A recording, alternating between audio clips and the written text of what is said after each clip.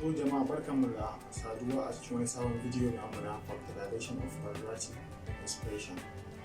To har yanzu muna magana muna building da Factorization of quadratic expression.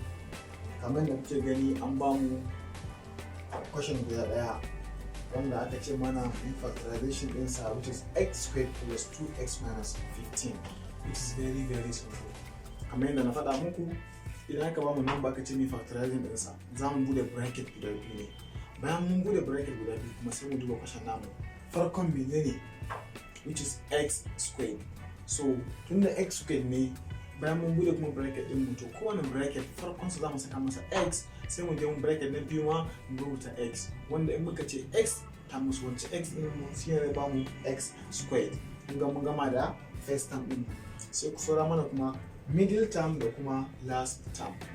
To yan mu nemo nambobi guda biyu wanda in muka yi addition nasu muka hada su muke plus nasu za su ba mu plus 2, sannan kuma wannan number da muke addition nasu ga ba mu plus 2 muke multiply nasu kuma su ba mu minus 5.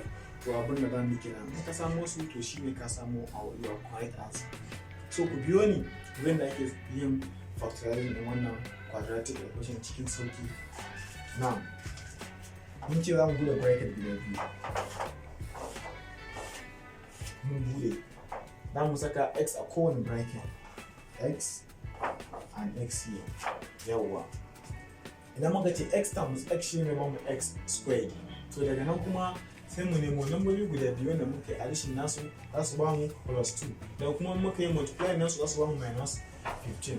So bari mu nemo lambobin. Idan muka ce minus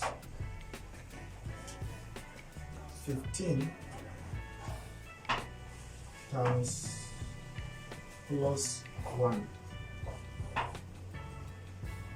the answer is minus 15. Still, bari mu ce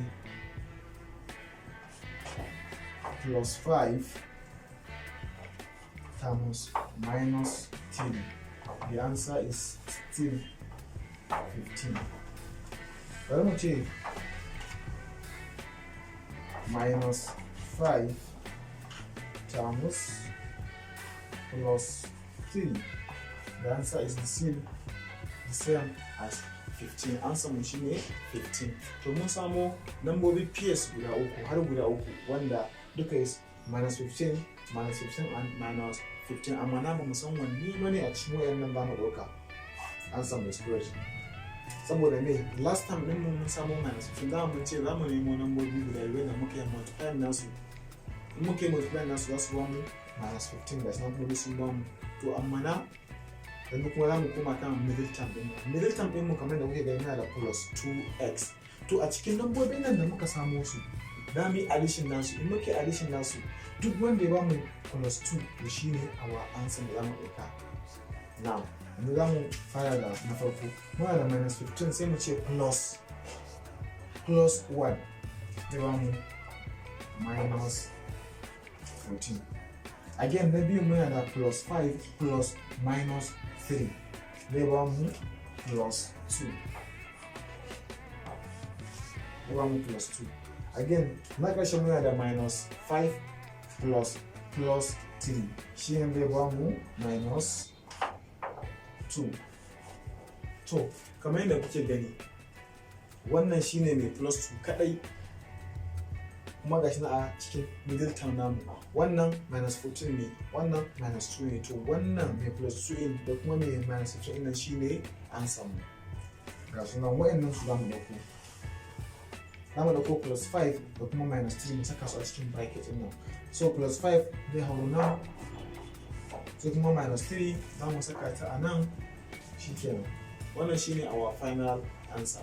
Sabiya da me da muke multiply din wannan ya ba mu 15, minus 15 shine last time, sai mun kuma kai addition namu, addition nasa sai ba mu plus 2 which is like nan. To wannan shine final answer mu. Yadda za ka tabbatar answer kan nan is correct shine sai ka za ka yi expanding din bracket din nan. Kowa sai da ake expanding din bracket. Duk wanda ma bai san da ake expanding bracket ba, in ya koma baya a bidiyon da muka yi a baya, insha Allah zai ga yadda ake expanding din quadratic expression. So haka ne yadda ake duba answer ka is correct. So mun gode da lokaci da kuka bamu na sauraron masu cikin wani sabon topic namu. Sannan kuma in yau ne farkon ziyaranka ko ziyaranki cikin channel namu da albarka, muna roƙonku ko kuma muna roƙon ki da ki mana subscribing a cikin channel namu mai albarka, sannan kuma ki like din video mu, sannan kuma ki share ɗinsa wanda suke buƙatan bidiyon su ma su kalla kuma su ma su amfana.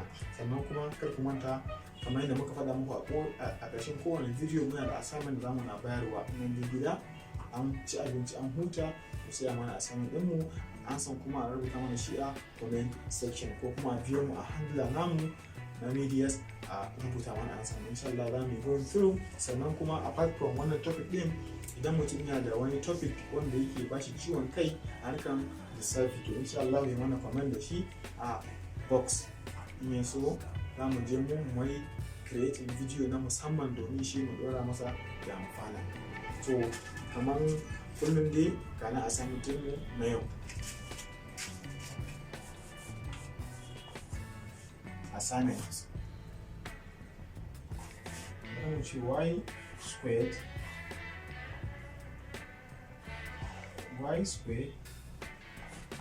plus 9y plus 8. To wannan shi ne assignment namu in je gida sai a zanna a mana assignment din y squared plus 9y plus 8 shine answer namu.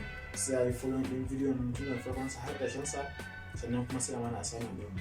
Mun gode da lokacin da kuka bamu. Sai wani video na gaba.